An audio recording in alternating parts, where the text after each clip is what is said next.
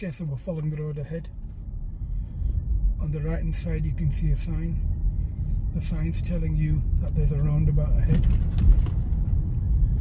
As we look to the left, we can see a set of traffic lights. We can see one that's on green and one that's on red.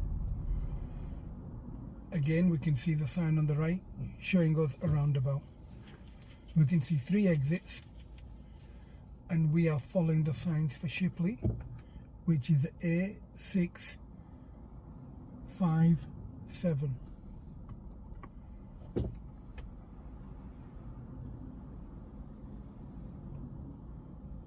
So there's 2 sets of traffic lights that we can see. The first one looks like a crossing, and the second one looks like a signal controlled roundabout. A signal control roundabout effectively means each arm of the roundabout is controlled by traffic lights. An arm of a roundabout is an exit.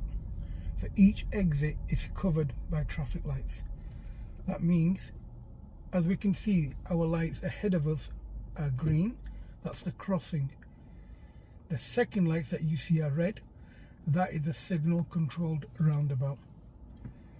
So we can see our lights on red, and we can see the traffic flowing from our right going across to our left. Now we can see our traffic lights have gone green. We can see the left filter and we can see the ahead filter. Now that we can see the lights are green, they're now going red. When our lights go red, the cars on the right will start flowing. Now we can see at the moment there's lots of traffic lights. So when our light goes green, we would go, and where this blue car's come from, our right, he would have to wait. The reason why they would need to wait is they have solid white lines and they have traffic lights. So this is a spiral roundabout, a signal control roundabout. So you would need to follow your lane wherever you were going. So if we are going ahead, we remain in this lane. We check our mirrors, look in our left mirror, in our right mirror, and follow the road ahead, and no signal was necessary.